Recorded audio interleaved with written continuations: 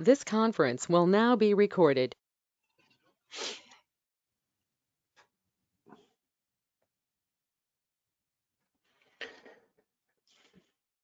Hey, Richard, I see you on there. How are you doing?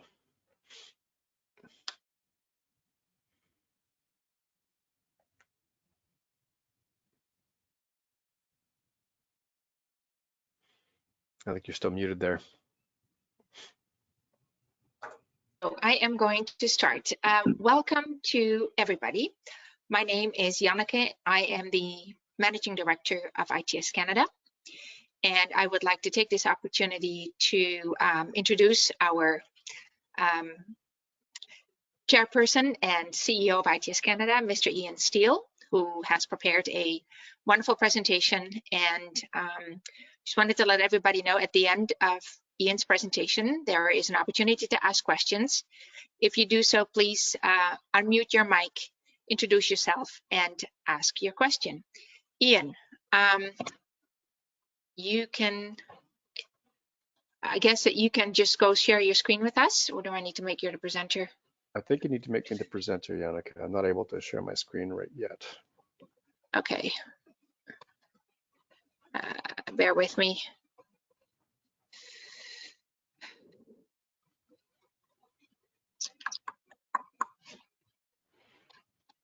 I don't see your name. Oh, there you go. Sorry. There you go. Make presenter.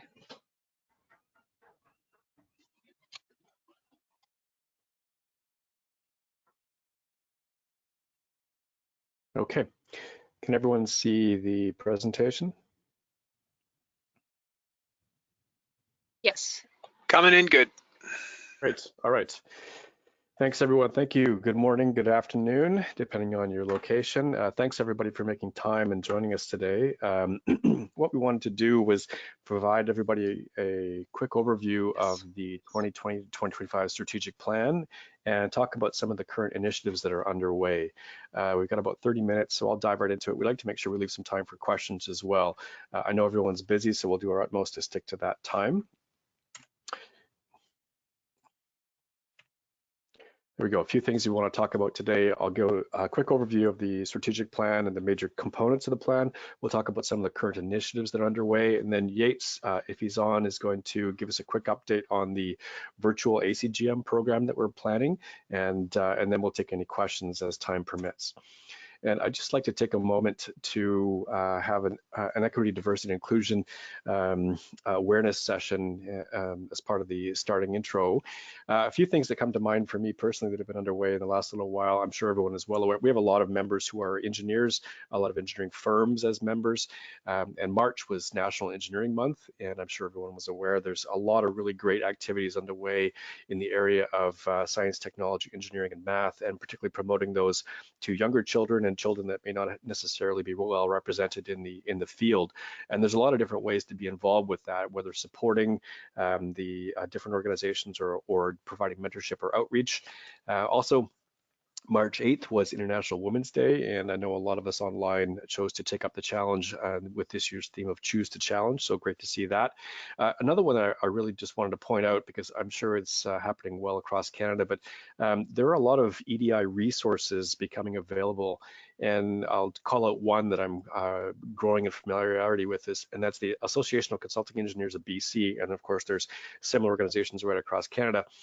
They are doing a lot of really good work in developing toolkits and resources for their member firms to draw from. And for me personally, this is a really advantageous position because small firms like us, we just don't really have the resources necessarily to commit to starting these programs from the ground up. So there's a lot of really great resources becoming available through organizations like that. So I just wanted to call that out and draw it to everyone's attention. Okay, the strategic plan. So development of the plan started in earnest in August of 2019. We engaged Associated Engineering to assist the organization in moving the plan forward. And the real kickoff for that was a workshop in early September, and a very engaging workshop, well facilitated by Associated. And we used the weekend to develop ideas in a collaborative environment and then figure out the game plan for moving the plan forward. And over the next several months, we spent a lot of time developing aspects of the plan, flushing out the objectives, making sure that we had everything well in order, and moving forward to completing the plan. We initially intended to have that out in early 2020, and we were slightly delayed internally, so we ended up pushing that timeline out to the spring of 2020. And then right in between that delay, of course, around about a year ago, the global pandemic hit, and we pushed the pause button on the release of the document. And quite happy that we did that. It provided us a bit of breathing room to take a step back, observe how the transportation network as a whole was being impacted by this new situation. And we took that opportunity to not only observe, but also reevaluate, reprioritize. By that point, it had been the better part of a year since we first started the process, and we just wanted to do a gut check and make sure that the activities that we developed and all the various aspects of the layers of strategy going along with that were still on point. And we ended up readjusting a number of the activities that we had planned, and particularly, I think, reprioritizing some of them. And it allowed us to acknowledge within the document the impact that the global pandemic had had on the transportation network. So all in all, it's pretty rare, I think, that procrastination ends up benefiting. But in this case here, we had some fortuitous timing that allowed us to actually pause at the appropriate time and reflect and accommodate. And really happy that we had the opportunity to do that. So at the workshop in September, it was a really well facilitated event, and it really started off with a large brainstorming session that culminated on the first day with this vision statement. And the entire team really crystallized around this whole notion of ITS Canada as the hub for mobility technologies. And that is really what ITS Canada is good at. We are the place where transportation challenges get connected with technologically based solutions. That's really what the organization is known for and has been doing for years. And immediately there was a huge amount of momentum within the team built around this notion. And from that, really a lot of the other strategic elements flowed quite easily. So from that, we developed a mission statement and some supporting objectives within that I've articulated there. I'm not going to go through all of these, just in the interest of time.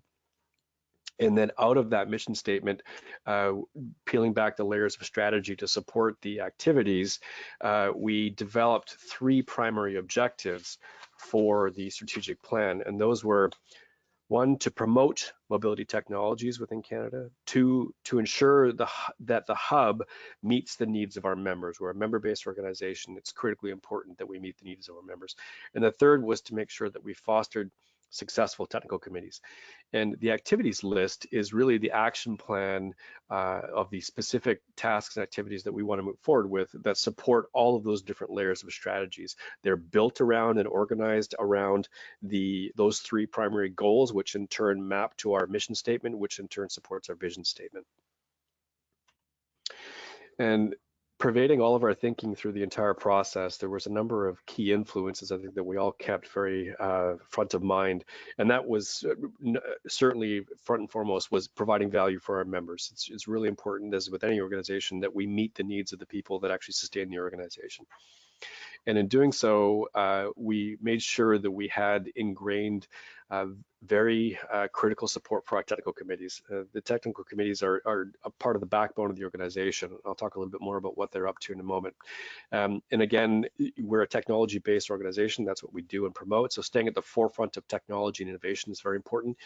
And keeping the organization sustainable and relevant, as I'm sure everyone can appreciate, with the impacts that COVID-19 have had, we had to be very careful and prudent about how we actually approached future initiatives.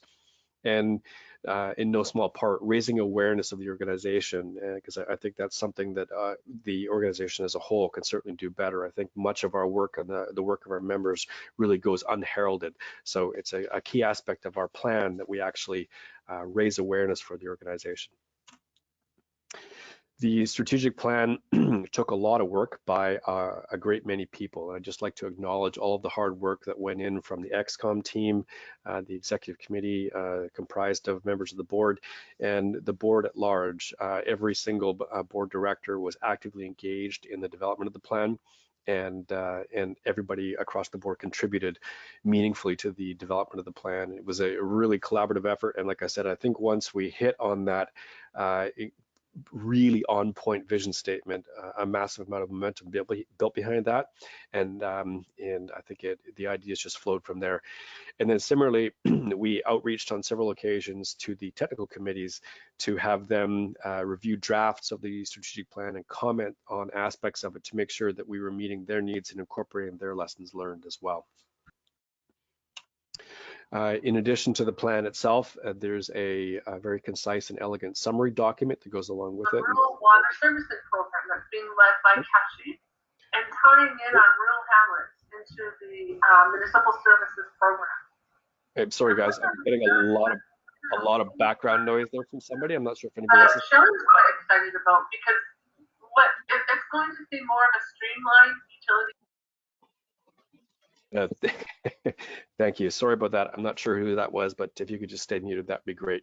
So the strat plan itself is a fairly concise document, and not just a refresh of the previous plan that was developed in 2014. This is really a wholesale upgrade. We reevaluated every aspect of what we were doing, and then this summary document is there to support outreach on a number of different levels. We've already relied on it on a number of occasions. So on to the technical committees. I think everyone is probably well aware of the groups that we have on board, but I'd just like to call attention to these. So we have the Advanced Public Transit Systems, the Advanced Traveler Information Systems, Advanced Traffic Management Systems, the Connected and Automated Vehicles, and as a new subcommittee from CAV, we have the Connected and Automated Electric Shuttle Subcommittee. And all these committees are very active. I'd like to thank all of our chairs and co-chairs. They do a lot of work to make sure that we're doing our utmost to engage our members, providing content and engagement sessions that are meaningful for our organization, for our members. And again, a lot of the activities and the structure of the plan are really built around supporting our tech committees, because they're in many ways the front-facing part of the organization that engages most frequently with our members. And I'd like to draw attention to some of the activities that we have underway for the technical committees right now. The first is we're just about to engage the committees in a project that we've termed the current practices papers.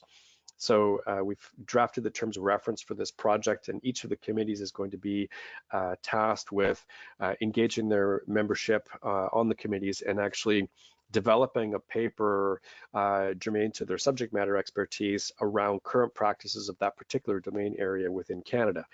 And it's a pretty exciting opportunity for us. It contributes to our body of knowledge and our organizational library, but I think also is an excellent way to engage our members and have them involved in something meaningful that contributes to the organization as a whole, but also raises awareness for what's going on in Canada. So that the terms of reference, as I mentioned, are drafted, and we were tidying up some of the logistics, and we'll be releasing this to the committees next week. And I encourage everybody to take an active role in the committees, watch for this release, and participate to the greatest extent you can. There'll be an opportunity for everyone who's interested to contribute to the papers. Out of that as well, I think one of the next activities we'll be looking at was with our committees and their specific topic areas. Years ago, when we reevaluated the committee structure and made sure that we had the right topic areas, there was also an acknowledgement that there are a great many extremely important cross-functional themes, major topic areas like cybersecurity, privacy, big data, IoT, and the emerging 5G realm, mobility as a service, and numerous other ones as well. And these are not specific to any one of our technical committees, but actually touch on all of them. So we envision a collaborative discussion and workshopping between the technical committees to actually address some of these themes in the near future as different types of outreach and engagement opportunities. So in parallel with the strategic plan that we released in September of 2020, we also stood up 3 new task forces. And I'd just like to briefly talk about each of these and go through their mandates. So the first task force was the Equity, Diversity, and Inclusivity Task Force. Very proud to have seen this become part of ITS Canada. And it's really there to promote and foster positive change in the areas of EDI. I think we can all acknowledge that there's work to be done across the board, and we wanted ITS Canada to be seen as doing our part and doing everything that we could to promote those values. And one of the things that we did, and it was like one of the first activities of the EDI task force, was actually to develop ITS Canada's EDI statement, which I've listed there. And we actually codified this within our strategic plan. So you'll see that statement in there. And we consider this now basically in all of our outreach documentation in terms of how we should be approaching this and incorporating EDI within our daily offerings. And one of the things you'll note, I started today's session with a short EDI moment, and we've incorporated that into all of our XCOM and our board meetings as well. The second task force we stood up was the Strategic Plan Task Force, chaired by Mr. Chris Philp. And the purpose of this task force is really to capitalize on the momentum behind our vision and move forward in the very near term with a number of the low-hanging fruit activities that we could get rolling right out of the gate. So that included a lot of coordination with our virtual event task force, which I'll talk about in a moment. There's been a lot of work in coordinating with our member services around the marketing plan, defining performance metrics, and we also had a wholesale look at our membership types and basically just looking at different ways to engage our members. See, these tied back to a number of the activities that we had prioritized for early adoption within the plan. Something else the Strat Plan task force is going to be working on is coordinating the task force transition to a committee structure, so we have a longer term framework for actually supporting the achievement of our activities that were identified.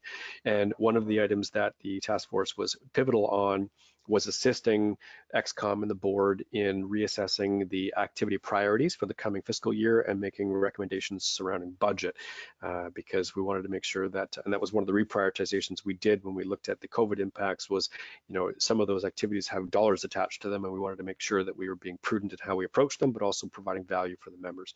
And the Strat Plan Task Force was instrumental in that contribution. The third task force we stood up was the virtual event task force.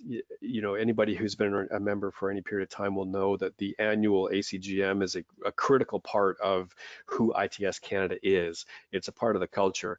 And I think we all are certainly lamenting the lack of that kind of personal engagement. So we stood up this task force because it's really important that the ACGM carries on.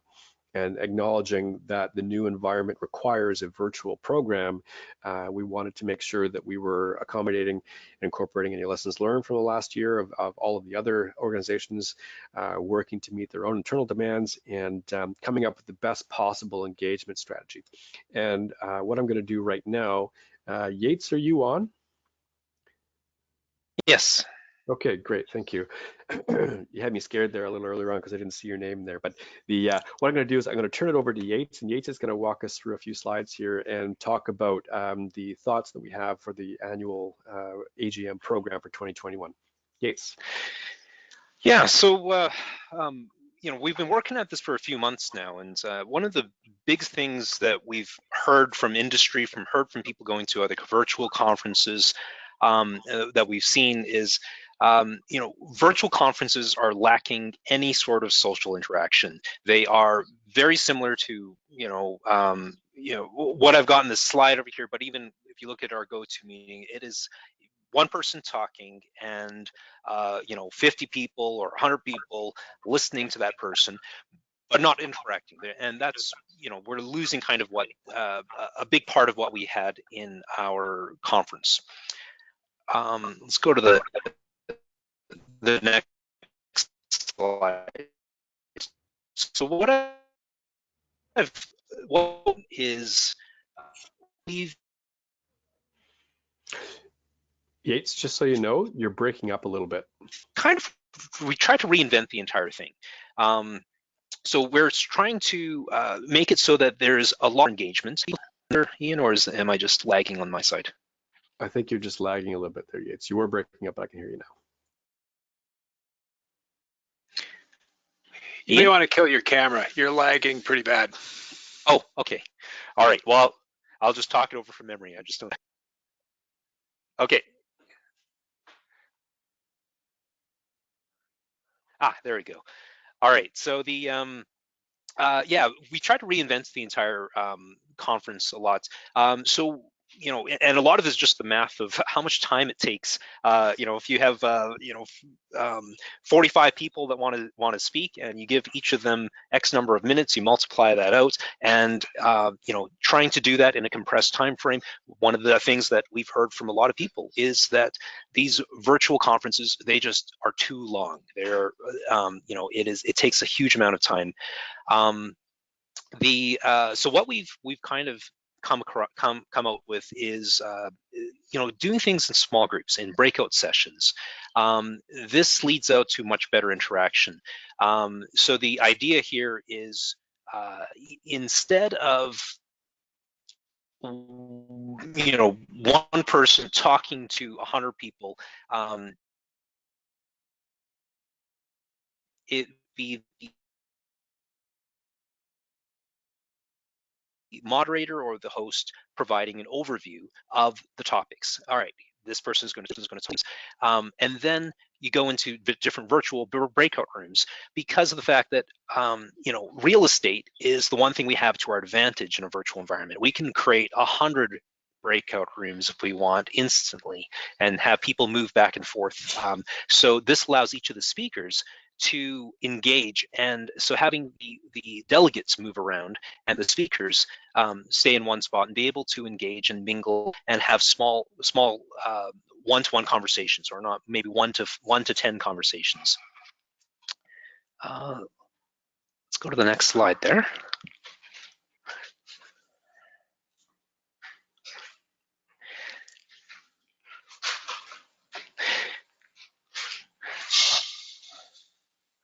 Sorry, I'm just lagging over here if I don't can't remember what my next slide is, and it's not quite showing up yet. Smart mobility challenge, Yates. Right, the Smart Mobility Challenge. Okay, so so we've also reinvented kind of a few different ideas that we wanted to reflect. There's a few brand new things that we've created for the conference. The Smart Mobility Challenge is something that Jeff and I came up with the help of the rest of the clan, rest of the committee there. But the one thought was that the exhibitors really kind of get shoved off to the side, and even more so, there's less and less of an exhibition, and so we wanted to bring that back. So we've created this Smart Mobility Challenge. The idea being that we give 4 different challenges that the exhibitors can actually pick from. And so they pick one of those challenges. These are real life challenges. These are real areas that have problems, and you know, people that so real issues, real geographic locations.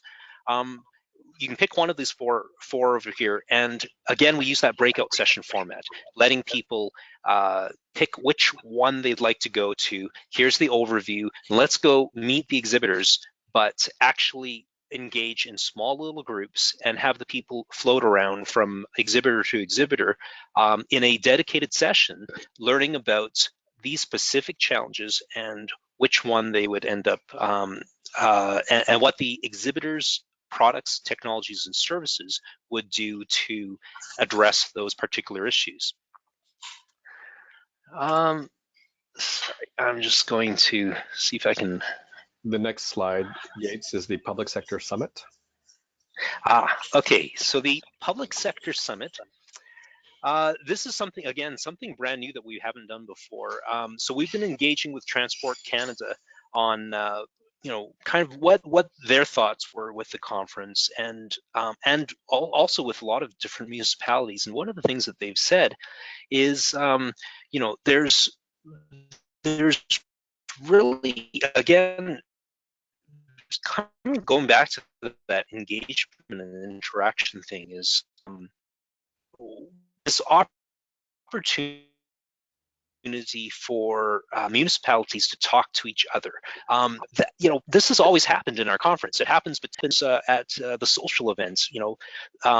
City of Calgary talks to City of Edmonton. They say, "How are you doing? Oh, what's new over there? Oh, we tried this new thing." So what we've created is the Eastern Canada Public Sector Summit and the Western Canada Public Sector Summit. This also takes advantage of the time zone differences. Again, something we could never do before is, hey, the end of the day, people from Eastern Canada are going for supper. The people in Western Canada, they've still got energy. Whereas in the morning, Eastern Canada's, Western Canada hasn't even woken up yet. So by separating this out, we can take advantage of the time zones and create two different summits over here, and let municipalities get together, provinces get together and talk. I'm working with Transport Canada right now on what they would talk about. Let's take a look at the next slide. It's the awards. Excellent. My screen is finally catching up here. The awards, so we've always had our awards, but there's a bunch of new awards. And so that's something that Usha and Yannick have been putting together. So a lot of new awards over here right now. Let's take a look at the next slide. And where you can assist.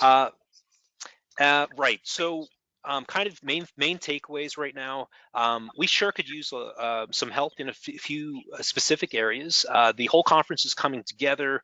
We're building the portal right now. There's a lot of technical work coming around in the background. But in the meantime, I think there's some things that you could do, all of you could do is, so number one, we sure could use some more abstracts out there. Ross did a great job of writing the call for abstracts, and it's different from previous.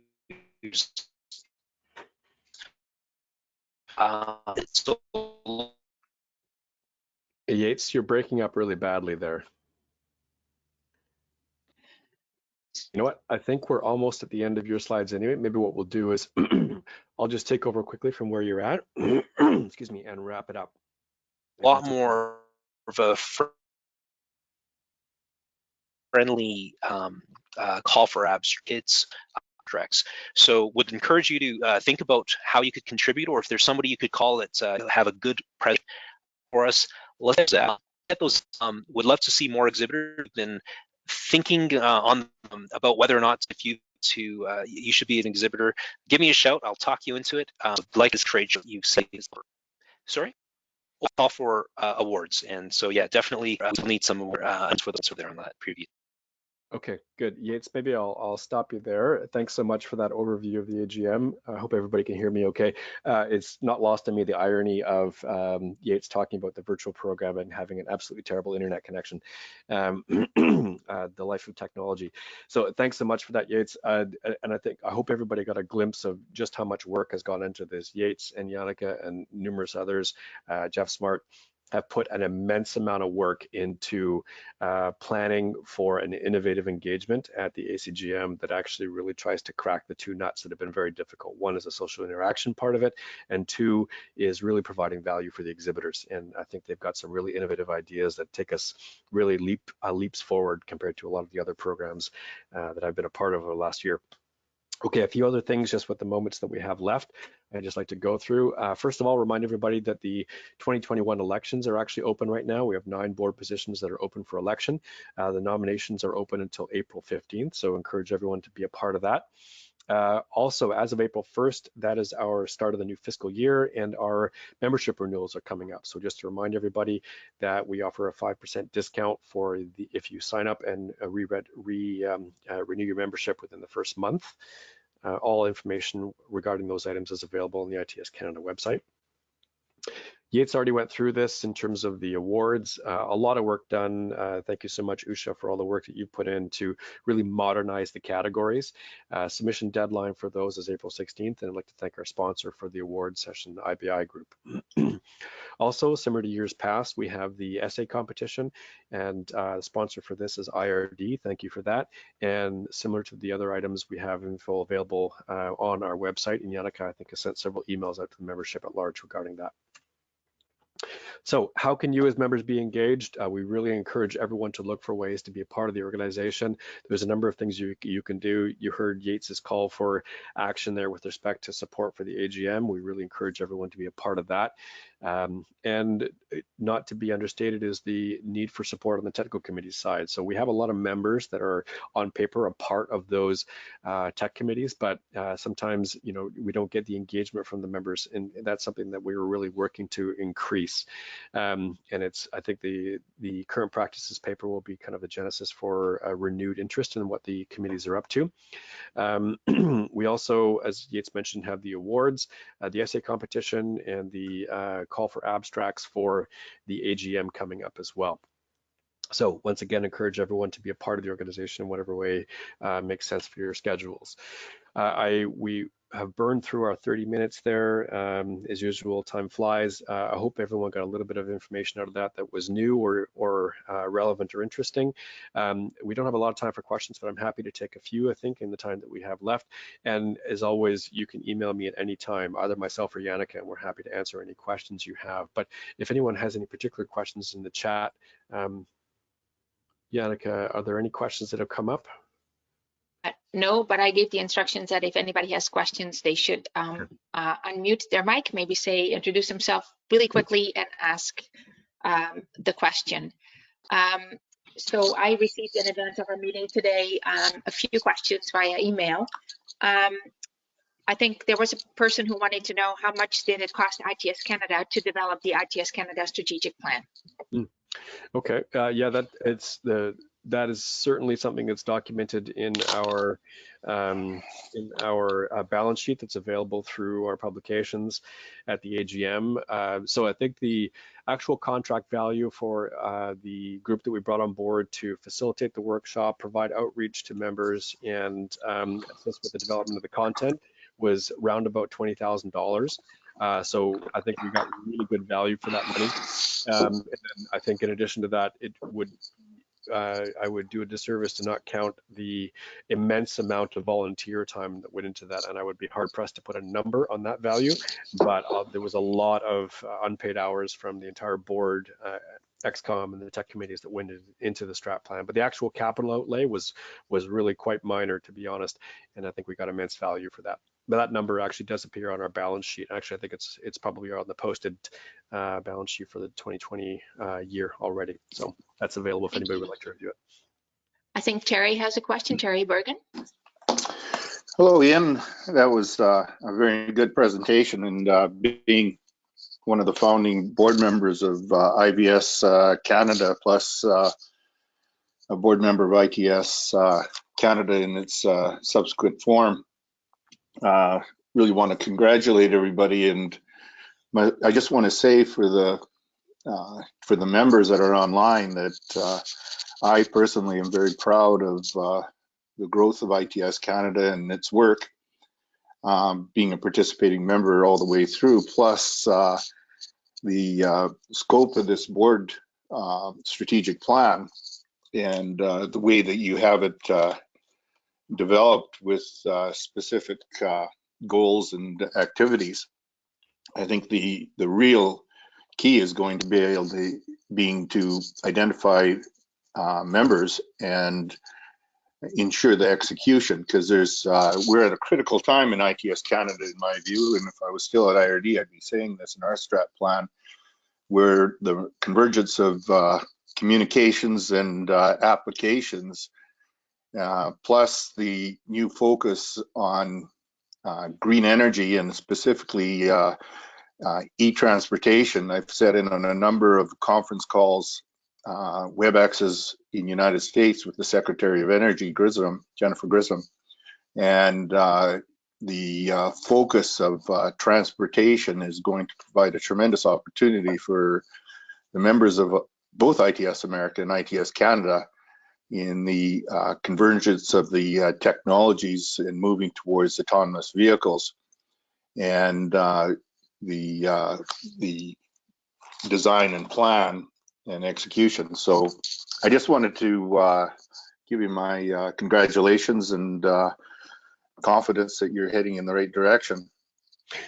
Terry, thank you so much for those thoughts. That's really greatly appreciated. Seriously, it's very nice to hear that, honestly. So thank you for that. There was a lot of work put in, I think, by all parties to really make sure that the strategic plan was meaningful, actionable, and on point, and that it wasn't simply just a document that would get pushed to the side and not ever referenced. And so we put a lot of work into making sure it was something that we could actually move forward with and achieve. So thank you for that. I know we're a little over time here, so maybe if anyone has any, if there's another question somebody has, we could take that now. And outside of that, I would encourage everyone to just reach out to Yannick or myself if you have any other questions. I received an email yesterday whether or not ITS Canada plans to host an in-person annual conference in 2022, and if you can provide more details. Yes. Okay. The short answer is we hope so. I think would be the best way to characterize that. So I'm sure, like everybody else, my magic 8-ball broke a long time ago, and so my prognostications in the summer about what we would be doing this time last year were really quite inaccurate. So right now, what I can tell you that we are planning for is most likely some kind of hybrid program. I think everybody out of this, everybody's probably going to reevaluate how they approach those types of events. And I think that everybody, although we are all craving the in-person interaction that really makes those events special, there's also a lot of value in the hybrid or in the virtual component, where you can reach out to people who, for matters of logistics or circumstance, otherwise can't attend the event. So I suspect what we'll probably have is a hybrid program. But to answer your question succinctly, we are planning for an in-person event in 2022. Most likely that will be in Windsor, Ontario. And we're pretty excited about that venue. It was a venue that we'd identified previously. We had, of course, planned to be in Edmonton last year and potentially this year. That's not going to work for us. And so we've elected to move on to Windsor. And so we're already starting to plan for that. And knock on wood, if all goes well, we'll be hosting the event in person in Windsor in 2022. And there will most certainly be a virtual component to that as well. Thank you very much, Ian. I don't see any other questions in the chat. So with that, I would like to thank everybody who attended today's virtual meeting or GoToMeeting. Very much appreciated. And if you have any questions, you can see Ian's email online. And we look forward to seeing you virtually at the upcoming ITS Canada virtual conference, June 21st and June 22nd. Thank you, everybody, and have a great day. Thanks so much, everybody. Bye now.